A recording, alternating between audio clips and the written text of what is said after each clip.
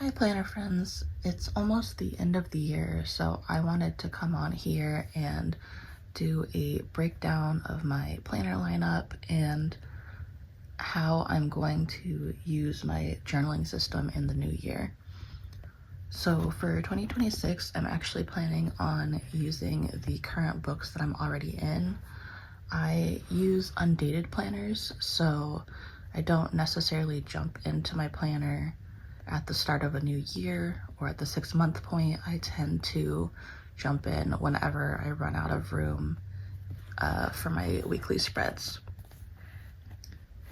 Over the years, I've tried a bunch of different planning systems, from bullet journaling to like the Hobonichi Techo, and I've just found that undated planners are the way to go for me. It helps me not feel any type of guilt if I end up missing a week for whatever reason, because if I have a blank page, since it's undated, I can just pick up that next week and there's no blank space in my notebook. I don't have to worry about trying to figure out how to fill the blank space, if I'm gonna cover the dates or what have you. Plus, I'm very much a Sunday start girly, and since most of the planners I'm interested in are Monday starts, I end up having to cover dates and days anyways, so it just makes more sense for me to be in an undated planner. My setup is inside this leather cover. It's not the Travelers Company, but it is a Chic Sparrow. I've had this cover for, I believe, about 10 years now, and it is my ride or die. It is the only leather cover that I own currently. It needs a new elastic, clearly, because this is actually the original 10-year-old elastic that came with the book. It's in the narrow size, which is this Travelers Company standard size. I remember I got this cover instead of a Travelers Company cover specifically because it had more elastics inside and it was just easier to order from, because the Travelers Company notebooks are, as they still are, always out of stock. I feel like over the years I've found out that the Travelers Company standard size is really just like the perfect size for me, planner wise and just notebook wise. I feel like it has just like the perfect amount of space for me. I was in a Travelers notebook insert. I believe this is the Free Diary Weekly Plus Memo insert, and this is what I was in before my new books, but this was also housed in this leather cover. I really loved it, but I found I really wanted something with a monthly layout as well as my weekly layout, as well as blank pages so I could write my bullet journal collections. I did have this in this cover with other inserts where I housed some of those things, but I just found that since everything wasn't all in the same bound book, I wasn't flipping back to certain spreads as much. I wasn't looking at my monthlies at all. But luckily for me, I had checked the Sterling Ink website, and their common planner, they had come out with an undated version, which ended up being pretty much exactly what I was looking for.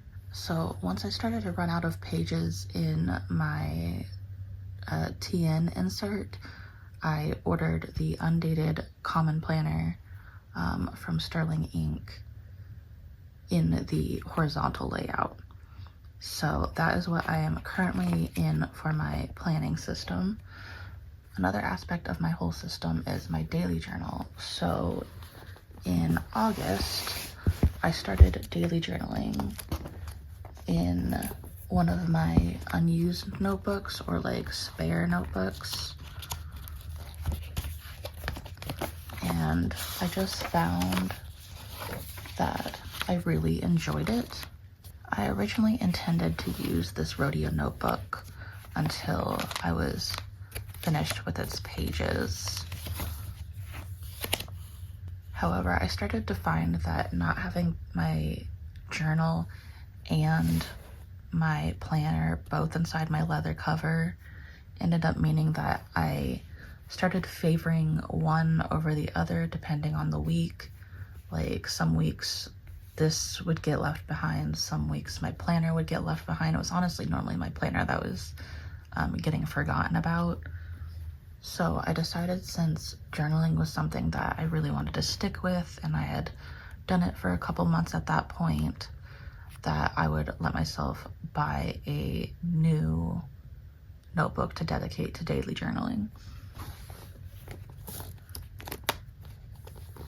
I ended up looking at a bunch of different options, but I ended up going with the Sterling Ink notebook as well. I wanted a notebook with a lot of pages. This one I believe has 512, 500 something pages. But I wanted something with a lot of pages because I want to be able to use my daily journal in one notebook for as long as possible. I also really had started enjoying the Tomoe River paper, so I was looking for a notebook with that paper in it, so that was a factor as well. So after taking a look at the dimensions on the website and figuring out that this should be able to fit inside my leather cover with my common planner, I went ahead and ordered that. I'm honestly super happy with the setup so far. I've been really enjoying it, especially my daily journal. So I'll get into these so you can see how I've been using them. One of the things that really attracted me to the common planner was the quarterly pages. I had been doing a similar setup to this virtually on my Freeform app on my MacBook, and found that it was really working for me for financial tracking goals. So I am using it a similar way in the common planner. I may start using it as an expense tracker as well and putting however much I spent each day on the lines, but I am unsure about that. We'll see. Next, after the quarterly goals, we have the monthly view pages. This is something I was definitely missing from my TN insert. I know I had a monthly insert as well at some point, but there's just something about things being a separate booklet that caused me to not use the monthlies to the fullest potential. I remember I wasn't even looking at them, but these I have been using so far. I use my monthlies just for future planning. That way if something's like 3 months down the line, I can fill it out and write it in. And that way when I get to that month, I'm not forgetting any important things. I keep them pretty bare bones, and then if I feel like playing with stationery one day and have nothing really to write or do, I will decorate them. Now moving into my weeklies, this is the main thing I use my planners for. Now over the years, I've found that I absolutely need a weekly layout, or things just start to fall through the cracks. I need to be able to see my current week and what's going on all on the same page. My weeklies over the past couple months have actually gone through some changes, which you'll see a little bit later. On my weeklies, I like writing my work schedule in the day and then highlighting them when those shifts are done. I was also micro journaling in each day. If I have any appointments or day specific tasks, I'll go ahead and write those in, and I'll mark those off, highlight them when they're completed as well. As you can see, I was using the Alistair method for like my chores list and also appointments and everything. I do like tracking my knitting projects here. Knitting is one of my main hobbies, and I go in and out of tracking like specific projects. Sometimes I just track whether or not I knit, but that will sometimes be in my weeklies, sometimes not. Down here I have a monthly view, and I always highlight the week that I'm on. I started doing this in my bullet journal days, and I've kept it in my system ever since. I just think it's nice to have a visual representation of where we are in the month. I tend to decorate my weeklies with stickers. I'm not really normally focused on aesthetics. Some layouts end up more beautiful than others. Sometimes they kind of look like a hot mess, like this week. I mostly just tend to want to fill any empty space that I have left over, and sometimes I'm like, yep, slap a sticker on it. I also love a quote, so I will, occasionally put that in my weeklies. Not always, but, if I'm feeling like writing out a quote, I will. The next few weeks are pretty much the same layout, but I started to feel like the Alistair method just really wasn't serving me anymore. I was starting to really want like my appointments or like any important information to be separated from my like daily chores. I was also no longer finding it really helpful to see what days I did what chores on. I started using the Alistair method when I was severely depressed, so it was helpful to see, okay, I haven't done laundry this week. Maybe we should do laundry, But since I'm not going through that anymore, I just feel like half the time I don't even remember to mark what day I did them. So I just felt like this was not really working for me anymore. I may pick it up again in the future, but for this next week, I got rid of that altogether. Instead, at the top here, I have a list of important things, whether they're appointments or just things that like I cannot forget about that week. And then below that, I have a list of repetitive tasks, and instead of marking a specific day that it was done, I just mark however many times I did it that week, and I just put a little X. I also made a little list down here, which I called Do It and It's Done.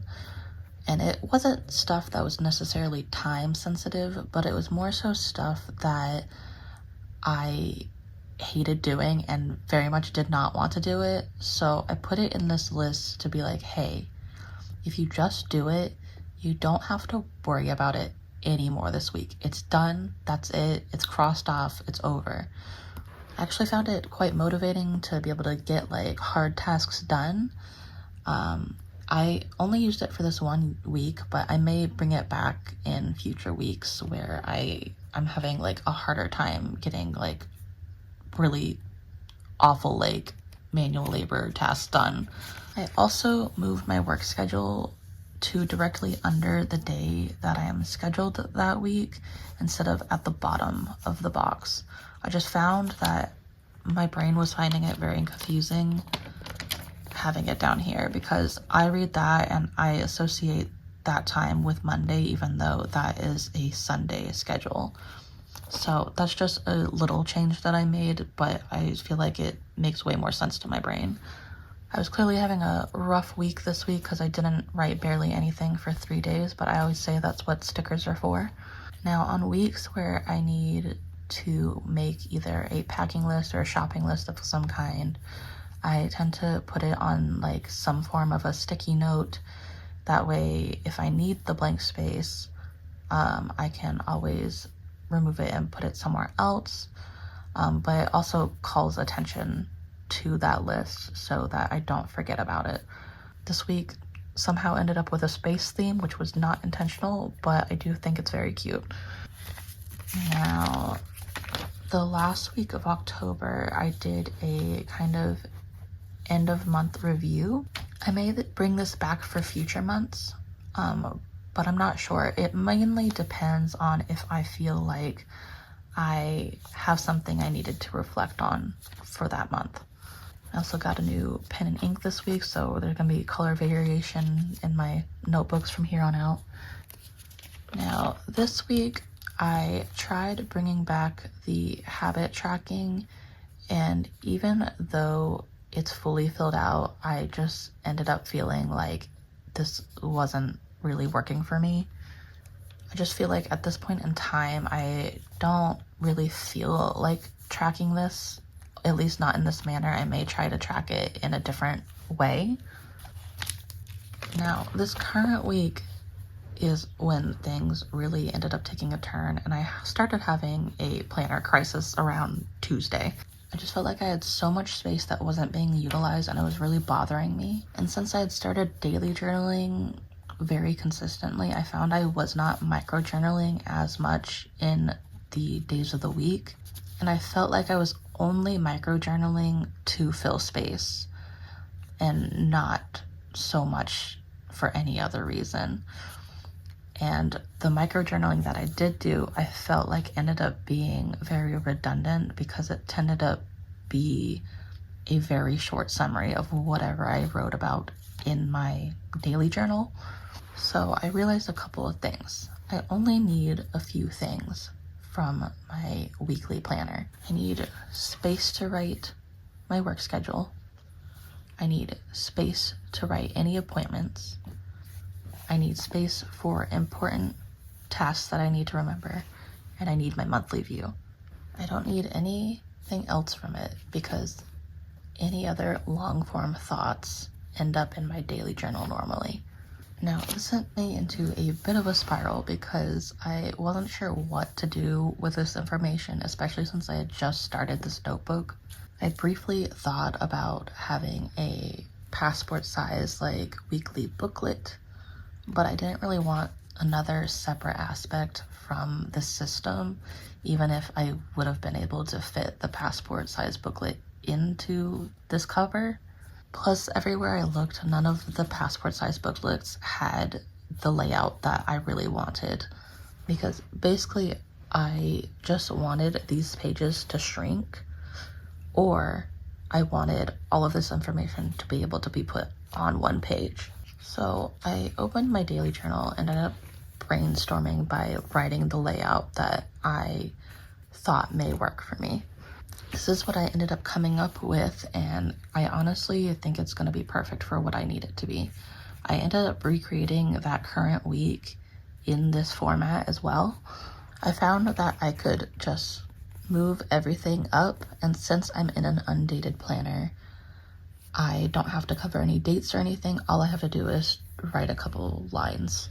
This makes me way happier visually. I feel way less stressed about all of the empty space. I still have all of the spots I need. I have spot to write appointments or tasks, my schedule. I've got this spot down here for important reminders. I have my monthly view. I'm using these little blue dots to track whether or not I knit that day. And down here in the corner, I have a little blank spot that I can use for whatever I want. If I decide I want to write a quote, I can do that. If I decide I want to have it track again, I can do that here. If I want to just put a sticker, I can also do that. So going forward, this is how I'm gonna do my weeklies as of now. I went ahead and drew up like 4 weeks worth of pages. I put little leftover stickers I had in these bottom corners because I had already stamped the dates. But I'm probably going to go back to stamping in the future because I just feel like it looks nicer to me. And what's nice about this, if I know I have a busy week coming up, I can just go back to the regular 2-page layout.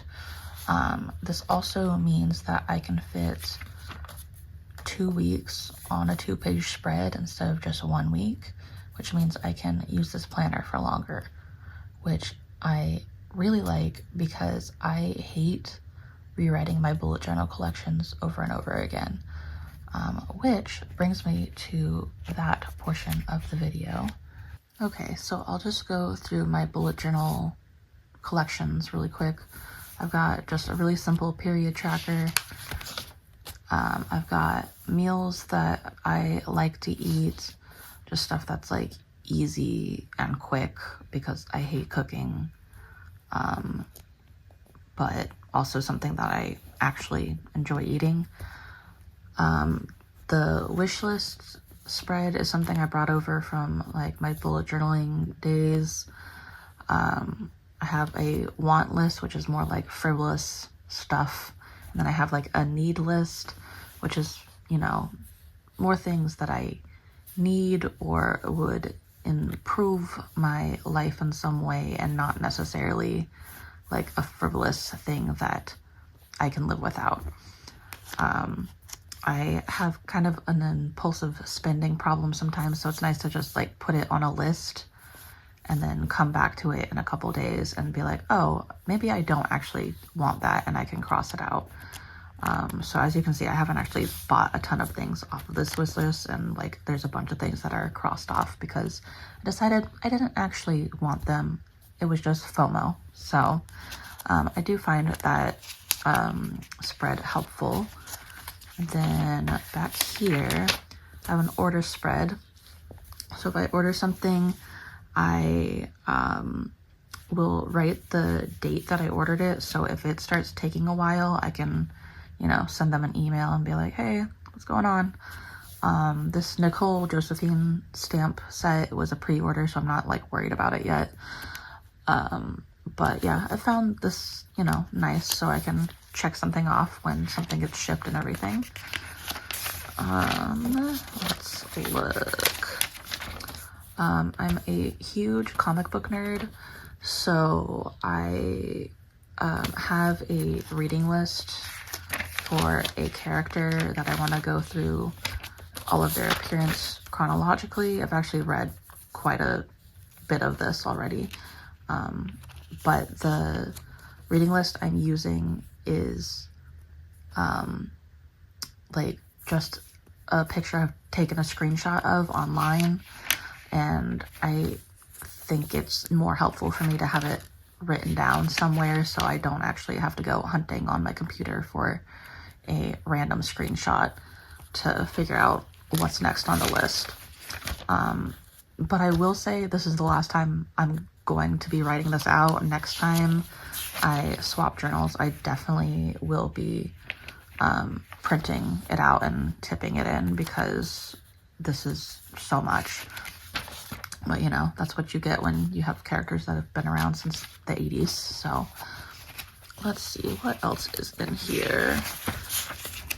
Back here is just kind of like random lists, video ideas, tattoo wish list. I tried a brain dump page, but I decided it didn't work for me, so I will probably end up covering this up with something else eventually. This was a random, like, kind of brain dump for a pen show that I didn't actually end up going to, but it was, you know, helpful to just put it all on paper. That's basically what my bullet journal ended up being. A lot of times just random themed lists. What is back here? All right, so my main hobby is actually knitting. So I have a lot of stuff to track my knitting in here. I have a 2025 finished objects. So these are just projects I finished this year. When the new year starts, I will start a 2026 list. I have a works in progress list for my knitting as well as for my cross stitch. This is another thing. I will start a new list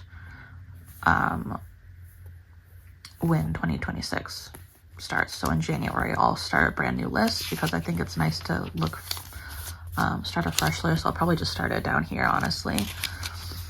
And then back here, this is just a list of knits that need fixing in some way, just so I have a record of that. And if I feel like actually sitting down and fixing something, I have a list of things that I can do that with. This is just a list of things so I know what needle size I used for what yarn. So if I'm looking to cast on a new project later on after I've done all of this, then I know what needle is giving me these stitch counts. I wrote this just so I know what needle I used for this specific project because I'm going to restart this project.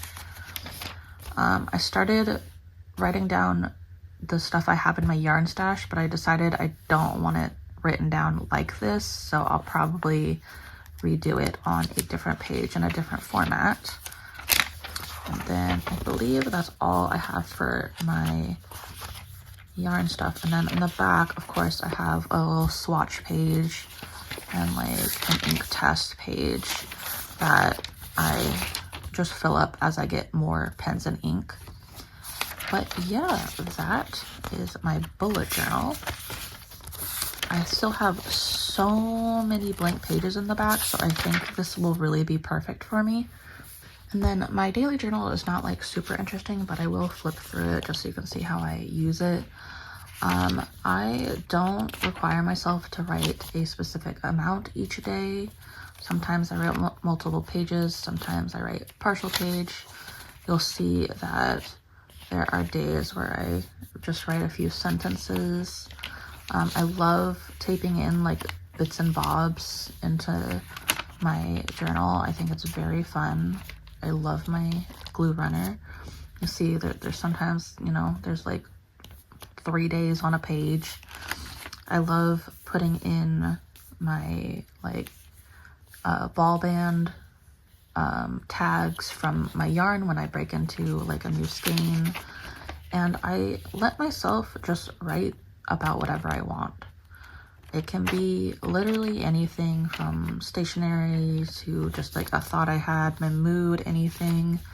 And I, as you can see, sometimes, you know, miss a day, will write like 4 sentences and then move on with my life. I really think the key to daily journaling for me has been to give myself grace with missing a day here and there sometimes, or letting things be messy. Like there's definitely like spreads that are more aesthetic than others.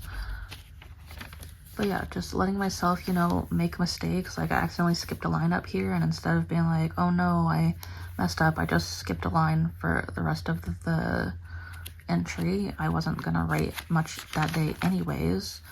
But I think just like letting myself realize that if I miss a day, it's not the end of the world.